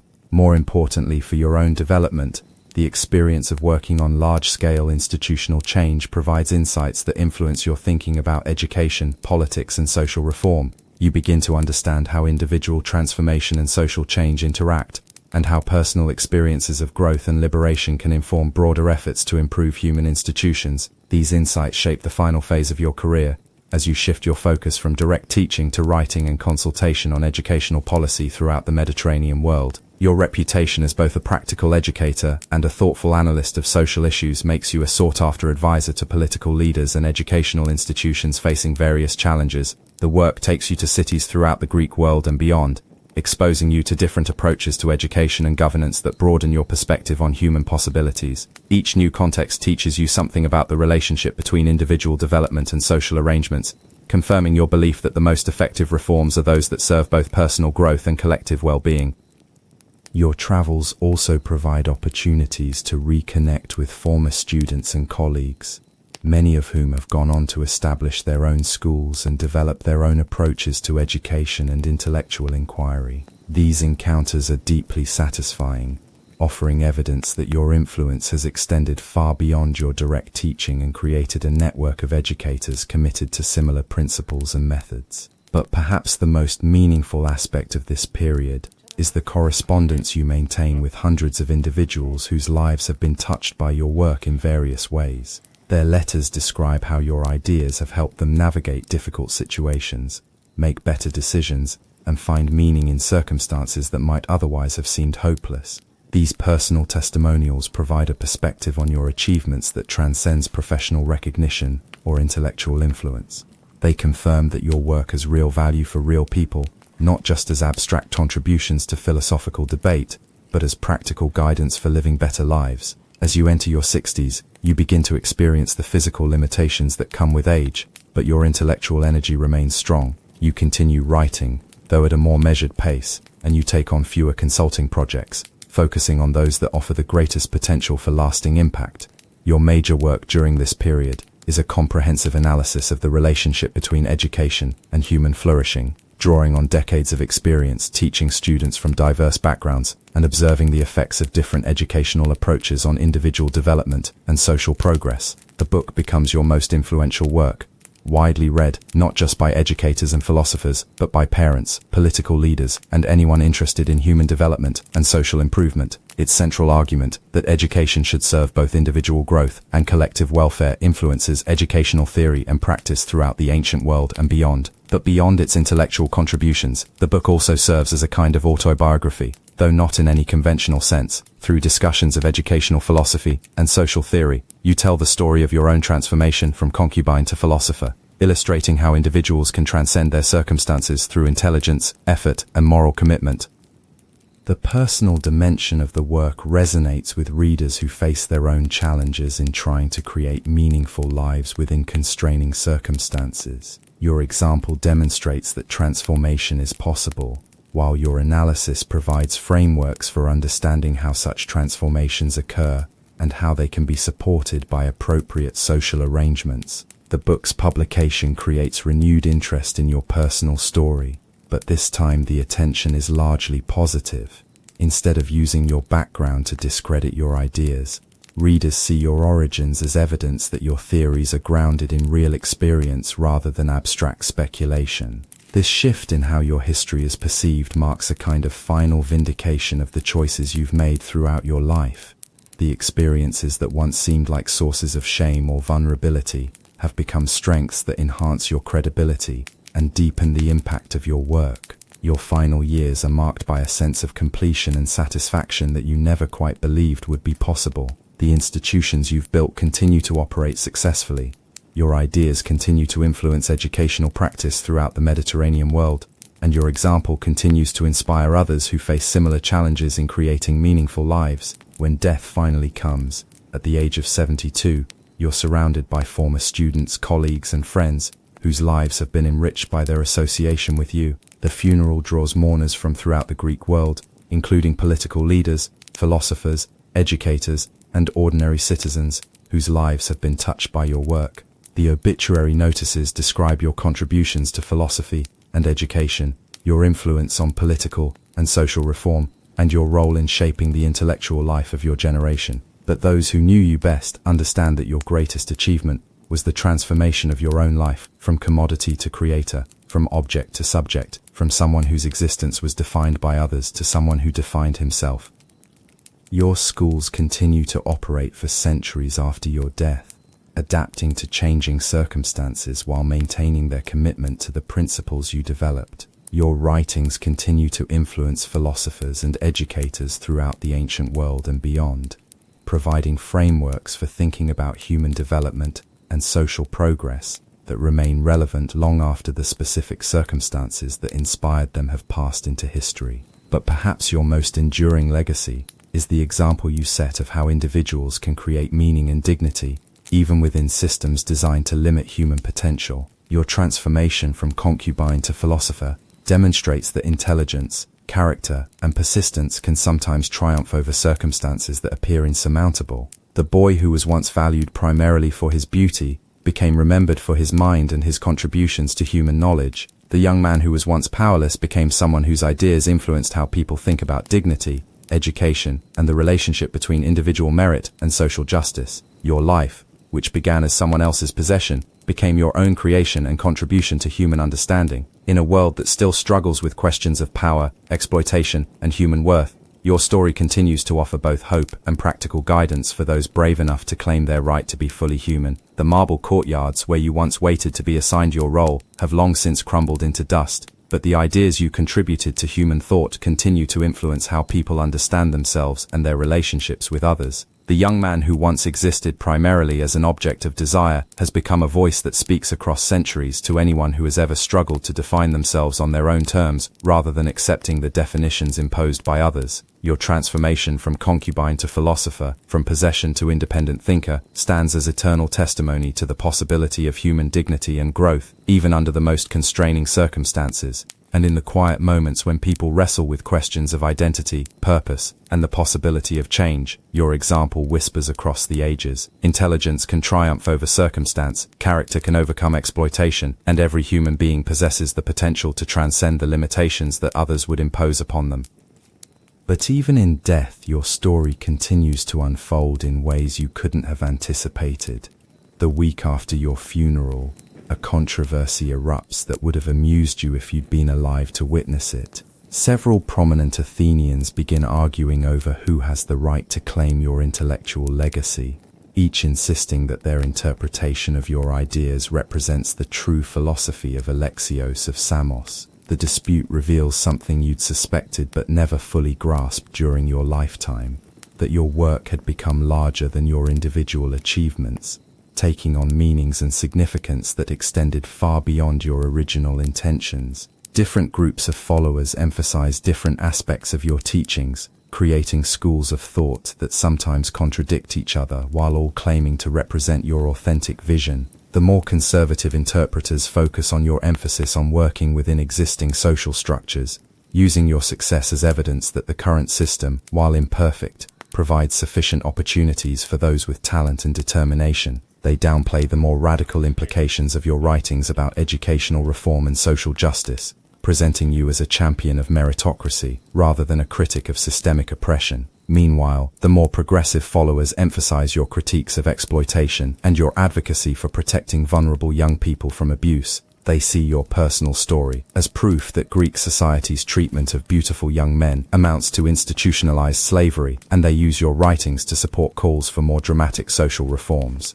Both interpretations contain elements of truth, but neither captures the full complexity of your actual positions or the nuanced understanding you developed through decades of experience and reflection. The irony isn't lost on your former students, several of whom collaborate on a comprehensive edition of your works designed to provide a more complete and accurate representation of your ideas.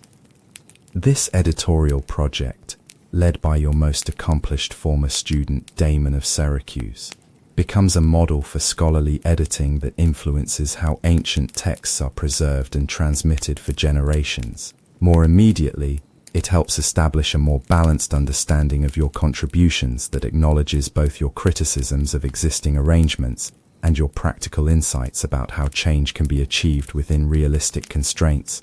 The publication of your collected works also reveals the remarkable scope of your intellectual interests and achievements. Beyond the educational treatises and philosophical essays that established your reputation, the collection includes mathematical analyses, astronomical observations, architectural studies, and even some surprisingly sophisticated economic theories about trade and monetary policy. This breadth of knowledge impresses even your critics, who had dismissed you as a one-dimensional advocate for educational reform. The mathematical work alone demonstrates a level of intellectual sophistication that forces scholars throughout the Greek world to reconsider their assumptions about the relationship between formal education and genuine learning. Your astronomical observations prove particularly influential, as they include careful records of celestial phenomena that provide valuable data for later astronomers and philosophers. Several of your hypotheses about planetary motion anticipate discoveries that won't be confirmed until centuries later, suggesting an intuitive understanding of natural processes that goes far beyond the conventional wisdom of your time. But perhaps the most intriguing discovery in your collected works is a series of private letters and journal entries that reveal aspects of your personality and thinking that were never visible in your public writings. These documents, preserved by students who recognize their historical value, provide intimate glimpses of your daily life, your relationships, and your evolving understanding of your own experiences and their broader significance. One particularly revealing journal entry, written when you were in your early 40s, reflects on a chance encounter with a young man whose situation reminds you of your own youth. You describe the mixture of sympathy and frustration you feel when you recognize the fear and confusion in his eyes, and your struggle to find ways to help him without overstepping appropriate boundaries or creating unrealistic expectations. I see myself in every beautiful boy who serves wine at symposiums, you write, and I want to tell them all that their current circumstances need not define their futures. But I also know that my own transformation required not just intelligence and determination, but also considerable luck and the support of people who were willing to take risks on my behalf. How do I offer hope without creating false promises? How do I share what I've learned without seeming to minimize the very real constraints that limit their options? These private reflections reveal a side of your character that was rarely visible in your public persona, the ongoing uncertainty and self-doubt that accompanied even your greatest successes, and the deep sense of responsibility you felt toward others who face similar challenges. They also demonstrate the continuous process of reflection and self-examination that informed your intellectual development throughout your life. Another series of letters written to various former lovers and intimate friends provides insights into your personal relationships that complicate the somewhat austere image that emerges from your philosophical writings. You were clearly capable of deep affection and passionate attachment, but you were also aware of how your public position required careful management of your private life. One letter, written to a former student with whom you'd maintained a close relationship long after his formal education was complete, discusses the challenges of balancing personal desires with professional responsibilities. You describe the loneliness that sometimes accompanies public success, and your ongoing struggle to find authentic intimacy within relationships that are inevitably influenced by considerations of status, reputation, and social expectations. The problem with becoming a symbol, you write, is that people relate to what you represent, rather than who you actually are. They see the successful philosopher, the escaped concubine, the educational reformer, but they rarely see the man who still wakes up some mornings, unsure of his place in the world, and uncertain whether his accomplishments justify the compromises he's made along the way. These personal documents humanize your story in ways that make your achievements even more remarkable. They reveal that your transformation wasn't a simple progression from victim to victor, but a complex ongoing process of growth, setback, adaptation, and gradual self-acceptance that continued throughout your life.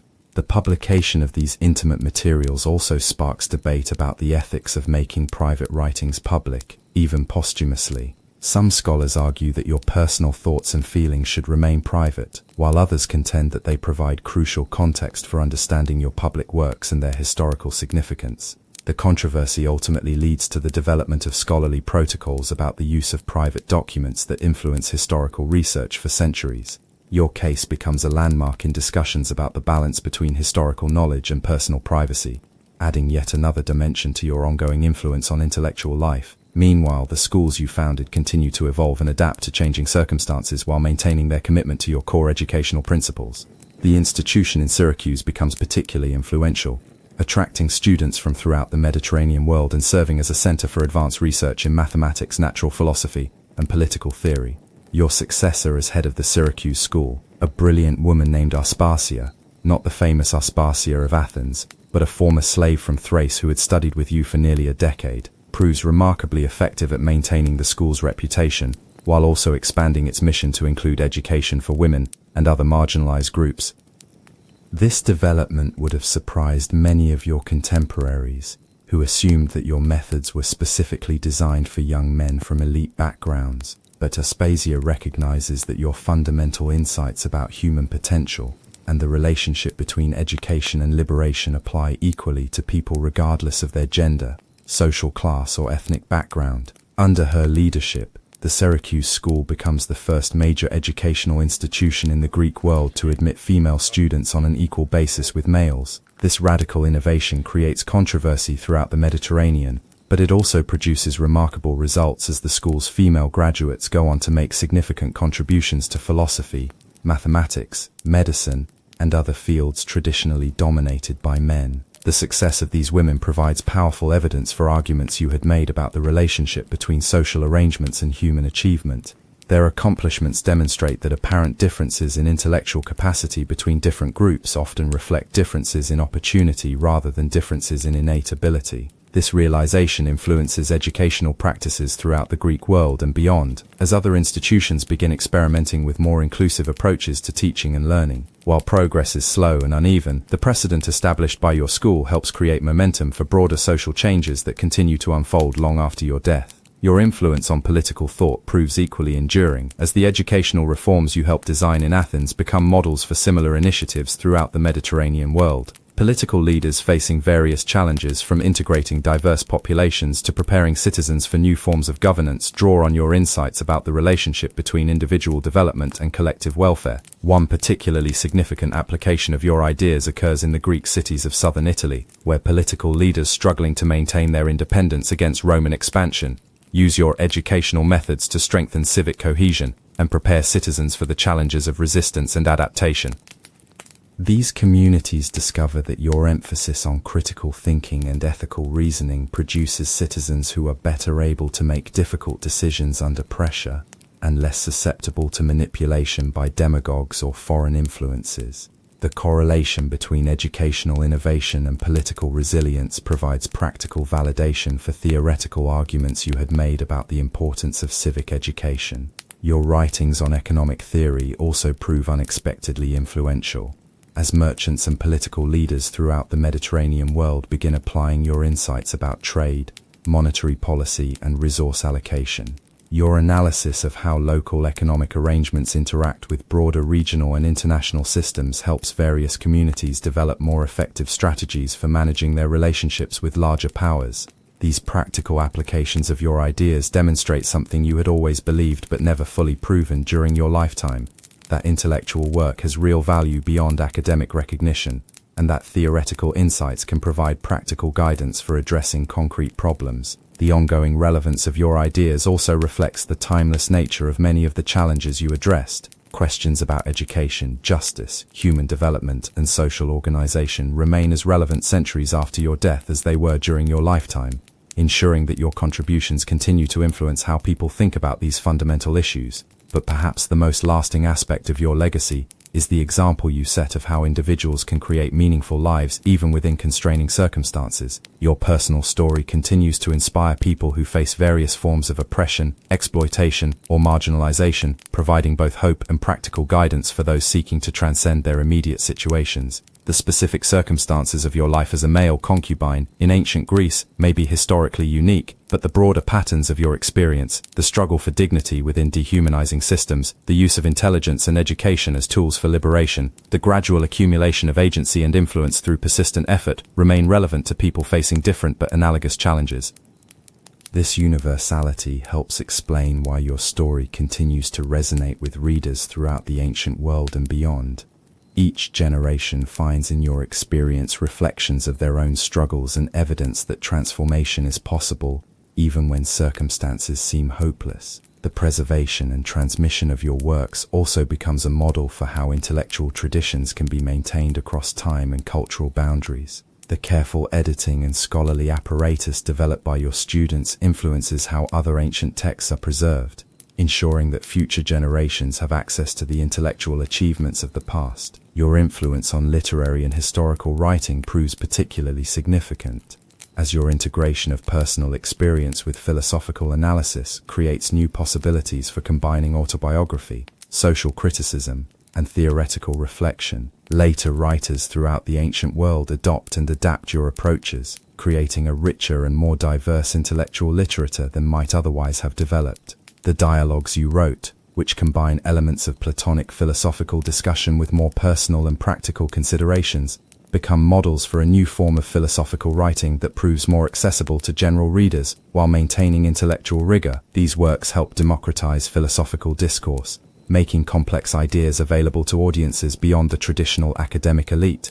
Your architectural studies, meanwhile, influence the design of public buildings throughout the Greek world, as your insights about the relationship between physical spaces and human behavior inform the construction of gymnasiums, theaters, and civic centers designed to promote education, culture, and democratic participation. These practical applications of your ideas about space, community, and human development create environments that continue to shape people's experiences long after the specific theoretical principles that informed their design have been forgotten. The buildings themselves become vehicles for transmitting your values and insights to future generations. Even your mathematical work finds unexpected applications, as your geometric analyses prove useful for everything from navigation and surveying to the design of mechanical devices and architectural structures. Your integration of theoretical mathematics with practical problem-solving creates approaches that remain influential for centuries. But beyond these specific contributions to various fields of knowledge, your most important legacy may be the demonstration that intellectual excellence can emerge from any circumstances, and that human potential should never be underestimated based on social origins or early experiences. Your life proves that brilliance can flourish even in situations designed to suppress it, that dignity can be maintained even within dehumanizing systems, and that individual transformation can contribute to broader social progress. These lessons remain as relevant today as they were in ancient Greece, continuing to inspire and guide people who refuse to accept that their current circumstances define their ultimate possibilities. The schools you founded eventually evolve into institutions that bear little resemblance to their original forms, but they continue to embody principles you established about the relationship between education and human liberation. Even as specific methods and curricula change to address new challenges and opportunities, the fundamental commitment to developing each student's full potential remains constant. Your writings continue to be copied, translated, and adapted for new audiences, ensuring that your ideas remain available to each generation of readers who might benefit from your insights and example. The intellectual tradition you helped establish proves remarkably durable, surviving political upheavals, cultural changes, and the rise and fall of empires. Most importantly, your story continues to remind people that human dignity is not something that can be granted or withdrawn by others, but something that emerges from within through the cultivation of intelligence, character, and moral purpose. Your transformation from concubine to philosopher demonstrates that no circumstances, however constraining, can permanently limit the potential of a determined individual committed to growth and self-improvement. The young man who once stood naked in a marble courtyard, waiting to discover what role others would assign him in their stories, ultimately became the author of narratives that continue to inspire and guide others centuries after his death. That transformation from object to subject, from possession to creator, from victim to victor, remains one of the most powerful testimonies to human resilience and potential ever recorded. Your life ended, but your story continues, whispered in the quiet moments when people dare to imagine that they too might transcend their circumstances and write their own endings. In those moments of hope and determination, the spirit of Alexios of Samos lives on, proving that the most profound victories are those that inspire others to believe in the possibility of their own transformation. And indeed, that inspiration proves to have consequences far beyond what you could have imagined during your lifetime. 3 generations after your death, a young woman named Theodora arrives at the Syracuse school carrying nothing but a letter of introduction from a merchant in Byzantium and a story that echoes your own in ways that would have seemed impossible during your era. Theodora is the daughter of a circus performer, sold into slavery at the age of 12 and trained as an entertainer for wealthy men's parties. But unlike the concubines of your generation, she has grown up in a world where your writings circulate widely, where your example has become part of the cultural consciousness, and where the idea that intelligence might triumph over circumstance has become, if not universally accepted, at least widely discussed. She arrives at the school not as a possession being transferred between owners, but as a free woman who has somehow managed to purchase her own liberty and now seeks the kind of education that might allow her to build a different kind of life. The letter she carries describes her as possessing the same quality of mind that once distinguished Alexios of Samos, and requests that she be given the opportunity to prove herself worthy of the education that institution provides. The current head of the school, now in its 4th generation of leadership, faces a dilemma that would have been unthinkable in your time. The institution has evolved considerably since your death, admitting students regardless of their social origins or gender. But Theodora represents something new, someone whose background is not just humble but actively scandalous by traditional standards. Her presence at the school creates controversy throughout the Greek world, as critics argue that admitting former prostitutes and circus performers represents a degradation of educational standards that would have horrified the institution's distinguished founder.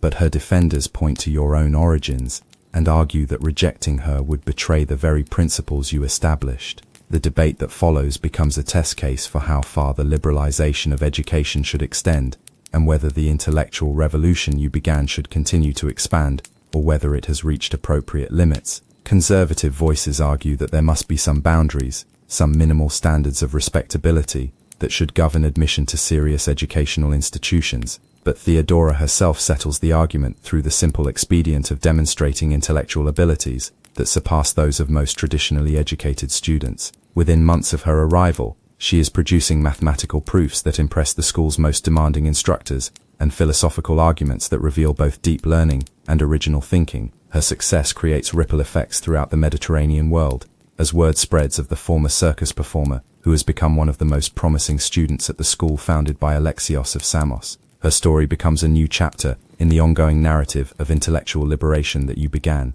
proving that even your most optimistic assessments of human potential may have been too conservative. But Theodora's achievements also highlight something you had only begun to understand during your lifetime. That individual transformation, however remarkable, can only go so far without broader social changes that address the systematic causes of oppression and exploitation. Her success is inspiring, but it also raises uncomfortable questions about the thousands of other young women in similar circumstances who lack her exceptional abilities or extraordinary determination.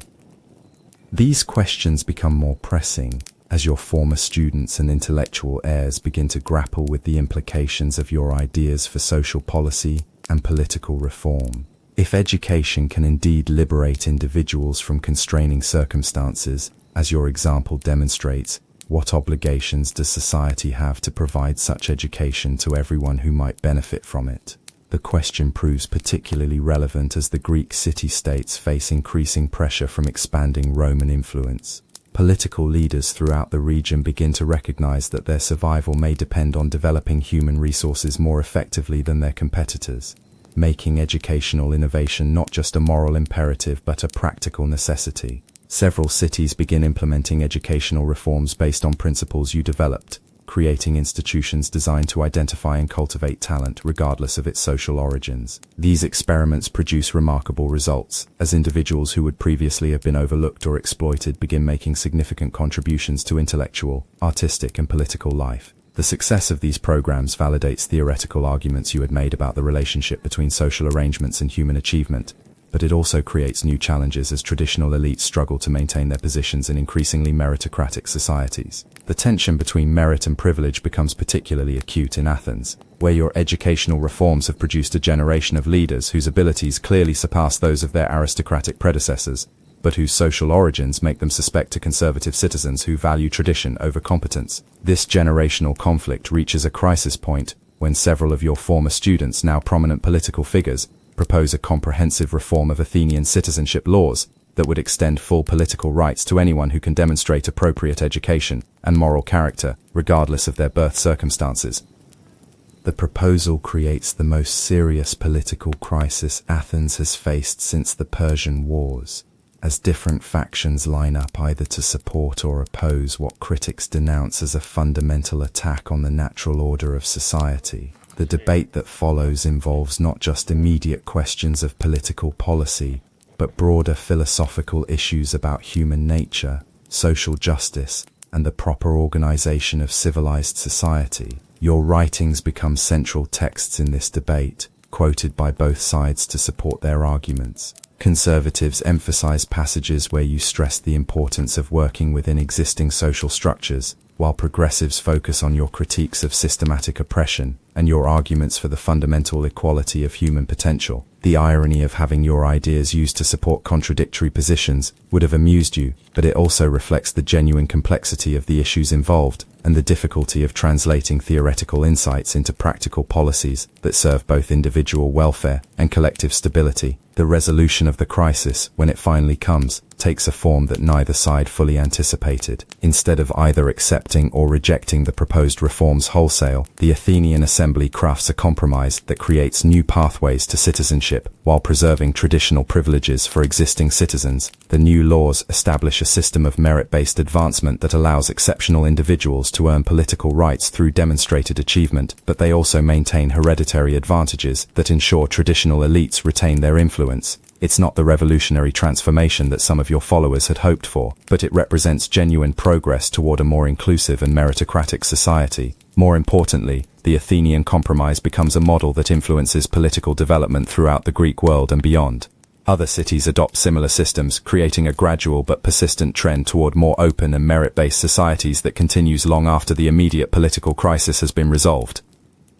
These political changes in turn create new opportunities for individuals who might otherwise have been trapped in circumstances of birth or exploitation. The expansion of educational access and the creation of merit-based advancement pathways provide practical alternatives to the kinds of informal patronage relationships that had defined your own path to success. Young men and women who might once have faced choices between exploitation and poverty now have access to institutions designed to develop their potential and create legitimate pathways to advancement. While the changes are gradual and uneven, They represent the kind of systematic reform that addresses root causes rather than just treating symptoms. The broader impact of these developments extends far beyond individual success stories. As societies that invest in developing human potential begin to outperform those that continue to rely on traditional hierarchies and inherited privilege, the correlation between educational innovation and economic prosperity provides practical validation for theoretical arguments you had made about the relationship between individual development and collective welfare. This pattern becomes particularly evident as Greek cities face increasing competition from Rome, which has its own approaches to incorporating talent from diverse sources and backgrounds. Communities that successfully adapt your educational innovations prove more resilient and adaptable than those that resist change, creating evolutionary pressure for continued reform and innovation. The long-term consequences of these developments unfold over centuries, as the intellectual traditions you helped establish continue to evolve and influence new generations of thinkers and leaders. Your ideas about education, human potential, and social justice become foundational concepts that inform ongoing debates about how societies should organize themselves to promote both individual flourishing and collective prosperity. But perhaps the most significant aspect of your enduring influence is the way your personal story continues to inspire individuals who face their own challenges in trying to create meaningful lives within constraining circumstances. Each generation discovers new relevance in your example, finding in your transformation from concubine to philosopher evidence that their own situations, however difficult, need not define their ultimate possibilities. The specific details of your experience, the beauty that attracted unwanted attention, the intelligence that provided pathways to advancement, the determination that sustained you through years of careful maneuvering, may be unique to your historical moment and personal circumstances, but the broader patterns of your life, the refusal to accept others' definitions of your worth, the strategic use of available opportunities to create new possibilities, the gradual accumulation of agency and influence through persistent effort, remain relevant to people facing different but analogous challenges. This universality ensures that your story continues to circulate and influence new audiences long after the specific social arrangements that shaped your experiences have evolved into different forms. Your transformation becomes a template that others can adapt to their own circumstances, providing both inspiration and practical guidance for those seeking to transcend their immediate situations. The schools you founded continue to serve this function, preserving and transmitting not just your specific ideas but the broader approach to human development that informed your work. Each generation of students learns not only from your writings but from the example of your life, understanding that intellectual achievement and moral development can emerge from any circumstances and contribute to both personal fulfillment and social progress. Your influence on subsequent intellectual traditions proves equally enduring, as later philosophers and educators continue to grapple with questions you raised about the relationship between individual potential and social arrangements. Your integration of personal experience with theoretical analysis creates a model for engaged scholarship that remains relevant to thinkers who seek to combine rigorous intellectual work with practical social commitment. The literary works you produced also continue to influence writers and artists throughout the ancient world and beyond, as your innovations in combining autobiographical narrative with philosophical reflection inspire new forms of creative expression that explore the intersections of personal experience and universal themes. Your mathematical and scientific work, meanwhile, provides foundations for continued research and discovery that advance human understanding of natural processes and mathematical relationships. The correlation between intellectual excellence and practical contribution that your career demonstrated continues to inspire scholars who seek to make their work relevant to broader human needs and concerns. But beyond these specific contributions to various fields of knowledge, your most important legacy may be the demonstration that human dignity and potential can never be fully suppressed by external circumstances, and that individual transformation can contribute to broader social progress in ways that extend far beyond immediate personal benefits. Your life proves that resilience and intelligence can triumph over oppression, that education can indeed serve as a pathway to liberation, and that the cultivation of individual potential serves not just personal interests but collective welfare. These lessons remain as relevant centuries after your death as they were during your lifetime, continuing to inform efforts to create more just and humane societies. The young man who once stood naked in a marble courtyard, waiting to discover what role others would assign him, ultimately became an author of ideas that continue to shape how people think about freedom, dignity, and the possibility of transformation. That evolution from object to subject, from commodity to creator, from victim to victor, remains one of the most powerful testimonies to human potential ever recorded. Your story ends not with your physical death, but with the ongoing influence of your example and ideas on successive generations of people who refuse to accept that their current circumstances define their ultimate possibilities. In every moment, when someone chooses growth over resignation, learning over ignorance, hope over despair, the spirit of Alexios of Samos lives on, proving that the most profound victories are those that inspire others to believe in their own capacity for transformation and transcendence.